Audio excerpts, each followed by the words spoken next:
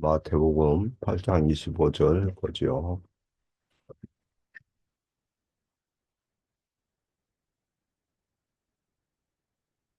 8장 25절, 26절.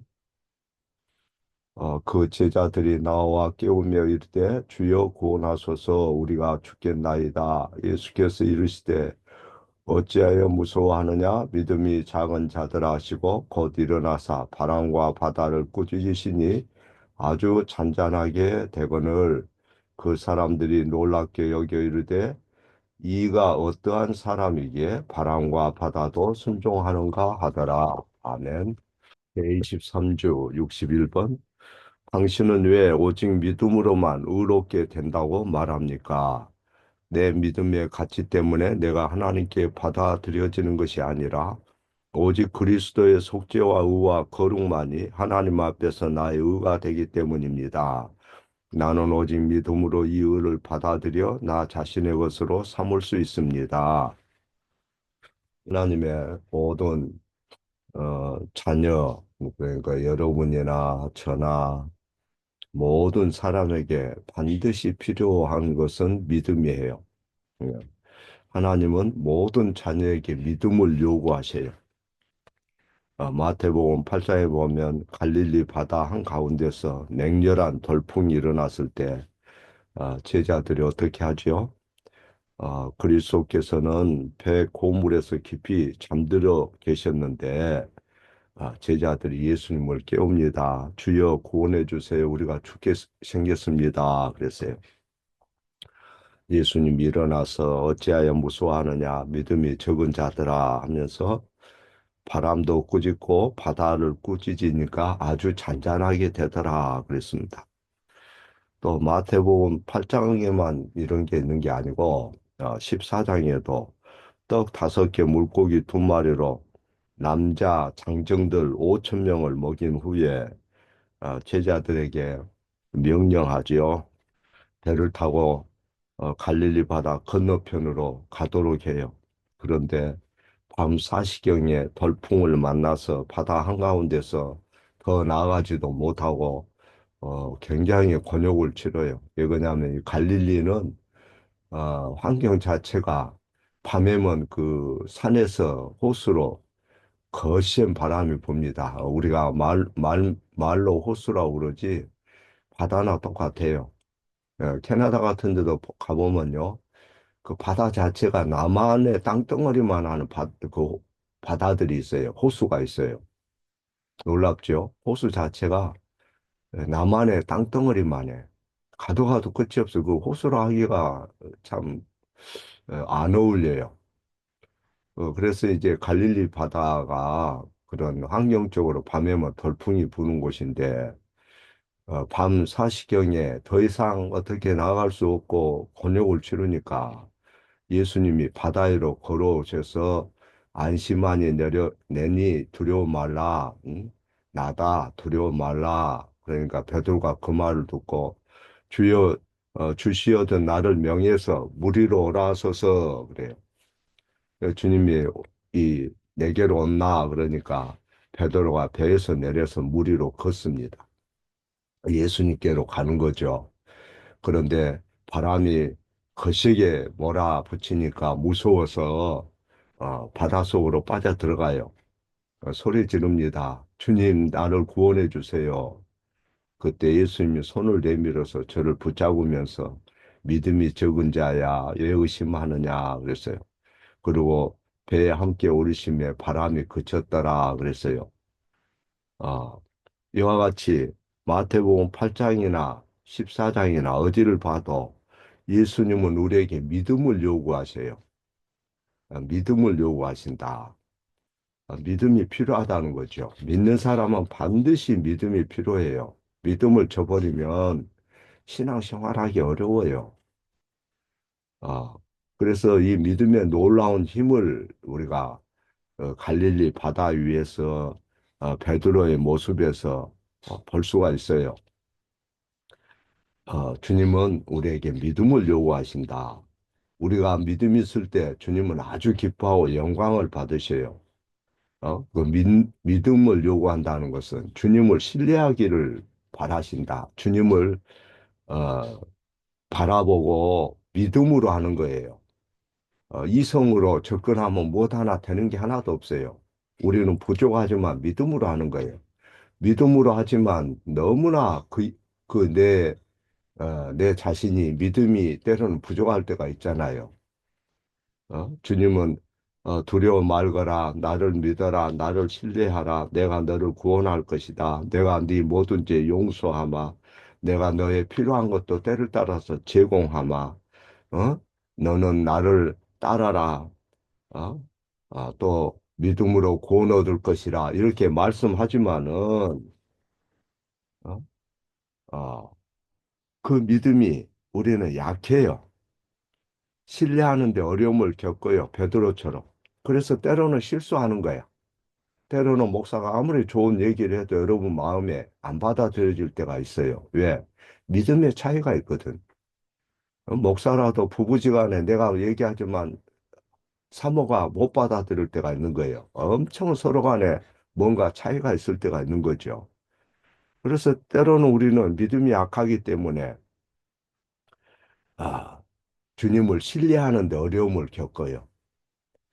어, 그러면 우리가 믿음이 약하면 구원이 불확실합니까? 자, 이 문제를 오늘 아침에 좀 정리를 해야 돼요. 60일 질의에 보면 왜 당신은 오직 믿음으로만 의롭다고 말합니까? 이렇게 돼 있어요. 그런 다음에 구원이 어디에 달려 있다고 말하지요? 내가 하나님께 받아들여진 것은 61문에 보면 내가 하나님께 받아들여진 것은 내 믿음의 가치 때문이 아니라 그러죠. 예? 자, 내 믿음의 가치 때문에 내가 하나님께 받아들여진 것이 아니다 그래요. 오직 그리스도의 속죄와 의와 거룩만이 하나님 앞에 나의 의가 된다. 이 말씀이 얼마나 위로가 되는지 몰라요. 목사도 때로는 헷갈려요. 무슨 일을 결정할 때 이거 주님이 기뻐하시지 않으면 어쩌지? 내가 인간적인 생각으로 지금 엉뚱한 짓 하고 있는 거 아닐까? 이게 하나님이 또 잘못 또 주님이 혹시나 또 내게 예, 화를 내시면 어쩌지? 그러면 긴장이 돼버려요. 하루고 이틀이고 그냥 긴장하면 금세 그냥 잠도 설치고 그냥 몸이 망가져요. 그러고 우울해져요. 어? 방 안에 가만히 있으면 우울하다고. 그래서 바람 쐬지 않으면 안 되는 그런 형편이 돼요. 자, 우리는 믿음이 약해요. 주님을 신뢰하는데 어려움을 겪어요. 베드로처럼. 그러면 자, 어? 구원이 불확실해지는가? 그렇지 않다는 거야. 내가 하나님께 받아들여진 것은 내 믿음의 가치 때문이 아니에요. 오직 그리스도의 속죄와 의와 성결 때문에 내가 하나님께 대하여 의로운 자가 되는 거죠. 그리스도의 의를 내 것으로 삼을 수 있는 방법은 그 수단은 믿음으로 되는 거예요. 믿음은 절대적으로 하나님이 요구해요. 필요해요. 우리가 의롭게 된다 하나님 앞에 예? 그것은 믿음이라는 수단을 통해서 돼요. 그런데 우리의 믿음에 전적으로 달려있는 게 아니다 이 말이야. 이 말을 잘 이해를 해야 돼요. 하나님께서 우리를 기쁘게 구원하시는 것은 내가 믿음이 견고해서 내가 믿음이 순수해서 내가 믿음이 일관성이 있어서 그런 게 아니다. 이것을 잘 정리를 해야 돼. 우리는 주님에 대한 신뢰가 베드로처럼 가끔 변해요. 순간적으로 바다 위를 걸었잖아요. 폭풍이 몰아치고 돌풍이 샥 부니까 또 순간적으로 파도가 보여요. 주님이 안 보여요. 그러니까 바닷속으로 어, 빠져 들어가는 거죠. 어려움을 겪어요. 그런데 60일 지리에 보면 자 여기 보면 잘 보세요. 당신은 내 오직 믿음으로만 의롭게 된다고 말합니까? 해놓고 내, 내 믿음의 가치 때문에 내가 하나님께 받아들여진 것이 아니다. 그랬어요. 오직 그러면 뭐 때문에 받아들여져요? 그리스도의 속죄와 의와 거룩만이 하나님 앞에 나의 의가 됩니다. 나는 오직 믿음으로 이 의를 받아들여 나 자신의 것으로 삼을 수 있습니다. 믿음이 필요해요. 하나님이 요구해요. 그런데 하나님 우리를 잘 아셔요. 그래서 내가 믿음이 약해서 때로는 실수할 수 있어요. 그러나 다시금 주님을 붙들어야 돼요. 때로는 믿음이 약할 때는 목사가 무슨 얘기하면 기분 나쁠 수도 있어요. 여러분이 예민해질 수 있어요. 아, 저건 아닌데 하고 속에서 본성 자체가 튈 수 있어요. 그러나 내가 그렇게 믿음이 흔들린다 할지라도 믿음이 약하다 할지라도 주님의 은혜로 의와 거룩을 입어요. 여기서 우리는 위로를 받고 내 자신을 때로는 위로할 수 있어야 된다. 아이고, 나는 믿음이 없고 믿음이 약해도 주님이 주님의 의로만 주님의 공로로만 의롭게 되고 거룩하게 되니까 나 믿음 따위는 필요 없어. 내가 아무렇게 살아야 돼. 이렇게 생각하면 안 되죠. 어, 예, 주의 만찬 예식서 그 시편 뒤에 보면 그렇게 돼 있어요. 우리는 완전한 믿음을 가지고 있지 않으며 하나님께서 요구하시는 그런 열심으로 하나님을 섬기지 않습니다. 날마다 우리는 믿음의 연약함 때문에 씨름합니다. 이렇게 돼 있어요. 믿음의 연약함 때문에 아브라함도 씨름했고요. 예, 하갈 문제 놓고 씨름했잖아요. 어? 또 처음에 가나안 땅에 들어와서 어, 롯과 가축을 먹여야 되는데 계속 기근이 있어서 어? 어떻게 했는지 여러분 알죠? 예국까지 계속 내려가잖아요. 그래서 예국에 내려가서까지도 믿음이 약해가지고 거짓말 하잖아요. 아내를 갖다 누이라 했다 하마터면 큰일 날 뻔했죠. 하나님이 간섭하지 않았더라면 아브라함에게 준 그 씨에 대한 약속이 어떻게 성취가 되겠어요? 어? 자, 우리는 말씀 안에서 힘을 얻고 때로는 염려와 걱정을 제쳐두고 또 그리스도 안에서 쉴 곳을 찾고 그분을 신뢰하기 위해서 끊임없이 싸워요. 그 믿음이 때로는 아, 괜찮을 때도 있지만 그렇지 못할 때도 있다. 그래서 우리는 항상 믿음 때문에 자기 자신과의 싸우는 거야. 여기는 목사도 하루에도 몇 번씩 아, 씨름하고 갈등하고 여러분도 똑같을 거예요. 직장 생활도 해야지. 또 언제 내가 돈 벌어서 내가 좋은 집에서 편하게 살지 이런 생각도 있고 때로는 이거 돼볼까 저거 돼볼까 고민이 되고 그런 속에서 또 교회를 오고 음? 하나님의 모든 백성들이 그렇게 살았어요. 여러분만 그런 게 아니야. 히브리서 11장에 보면 아, 그 인내하면서 살았던 성도들에 대해서 이름이 쭉 나오죠. 그들도 때로는 확신이 서지 않아서 주저하고 망설이고 어, 때로는 죄를 짓기도 하고 그렇게 산 거죠. 그러나 하나님은 신실하셨고 어, 또 거의 모든 거기에 있는 그 히브리서 11장에 언급된 사람들에 대해서 그들이 얼마나 그들의 믿음이 얼마나 흔들리고 얼마나 두려워하고 얼마나 인간적인 노력으로 해결하려고 했는지 얼마나 심각하게 약했는지 잘 아시죠? 삼손 같은 경우도 거기에 이름이 언급됐잖아. 여러분 삼손에 대해서 설교를 들었죠? 얼마나 인간적이고 얼마나 정욕적이고 얼마나 삼손이 참 미련한지. 예?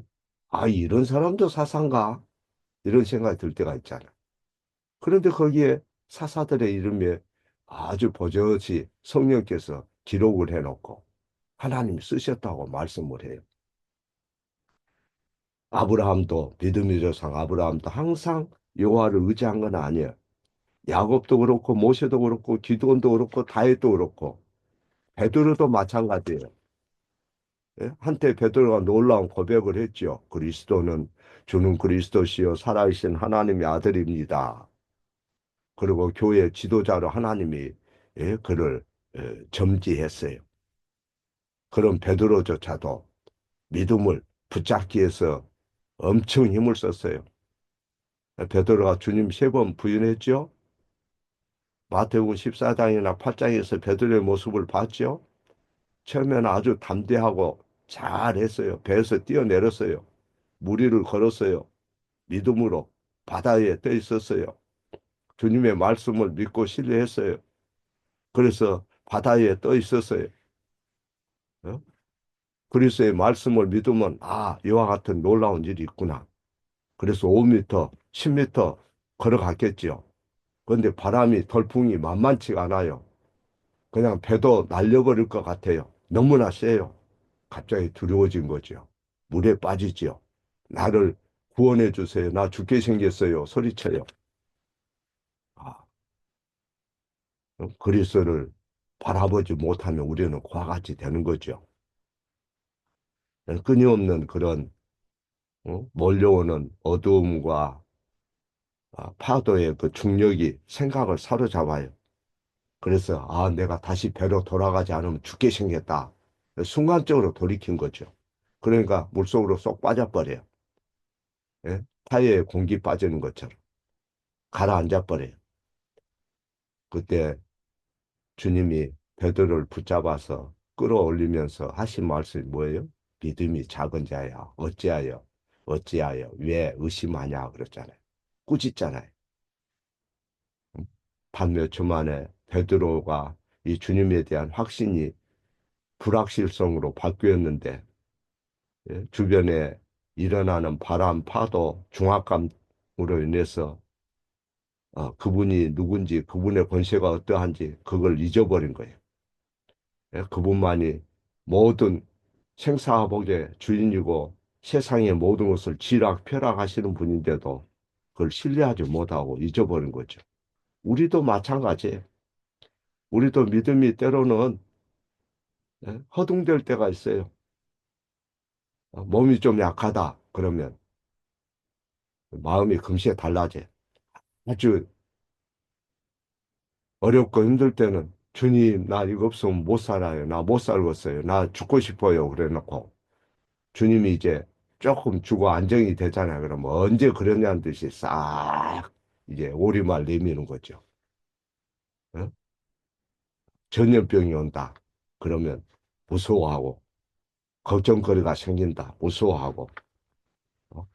어떤 죄에 직면하면 주변 상황을 능것이 둘러보고 그리고 하나님의 축복에 대해서 하나님의 그 임재나 섭리에 대해서 잊어버리고 이와 같이 사람은 의심에 마음이 점령당하고 불확실성에 짓눌러 버리고 자기 자신의 그 타락된 그런 마음의 깊은 심해로 빠져드는 거예요. 그래서 믿음으로 산다는 것은 실제로 그 생각처럼 쉬운 게 아니에요. 사람은 뭐든지 자기 생각대로 끌고 가고 싶어요. 자기 원하는 식으로 살고 싶어 한다 이 말이야. 응? 그리고 우리가 하나님을 온전히 신뢰할 만큼 하나님을 아는 것도 아니고. 그래서 믿음이 우리는 작아요. 의심이 많아요. 그러다 보니까 함부로 말하고 함부로 실수하는 거예요. 그런데 그렇다고 해서 여러분 자신에게 낙심할 필요가 없다. 내 말을 잘 들어라. 이 요리문답에서 뭐라고 그럽니까? 61문에 하나님 우리를 받아주시는 것은 네 믿음의 가치 때문에 받는 게 아니다. 하나님은 네가 믿고 하나님 신뢰하면 하나님의 영광을 받으신 건 사실이고 믿음을 요구하지만 어? 네가 네 믿음에 의존한다면 결코 구원을 이룰 수도 없고 하나님 앞에 바라는 바를 이룰 수 없을 것이다. 그걸 얘기해요. 응? 무슨 얘기냐면 우리는 하나님이 행하시는 구원에 조금 더 기여할 수 없어요. 우리의 믿음조차도 기여하는 게 아니에요. 그분이 우리를 구원하시는 것은 믿음 때문이 아니에요. 우리 믿음 때문이 아니라 수없이 얘기했잖아요. 믿음 자체가 우리를 의롭게 한다는 그런 게 아니에요. 믿음은 그리스도의 의를 받아들이는 도구예요. 예? 상수도의 물이 여러분 집까지 오려면 파이프가 필요하잖아요. 그 파이프를 통해서 오는 거지 공중으로 날라서 오는 게 아니잖아. 예? 땅속으로 파이프 없이 그냥 물이 그 어디로 흘러서 여러분 집까지 오는 게 아니잖아요. 거기에 파이프가 필요하잖아요. 그게 도구예요, 도구, 수단. 하나님의 은혜가, 예수 그리스도의 의가 여러분에게 오는 데는 응? 믿음이라는 도구가 필요하다. 그러나 그 믿음의 힘이, 믿음의 선함이 우리를 하나님과 올바른 관계로 만들지 않는다. 예? 그 믿음이라는 도구를 통해서 우리가 그리스도께 가까이 가는 거죠.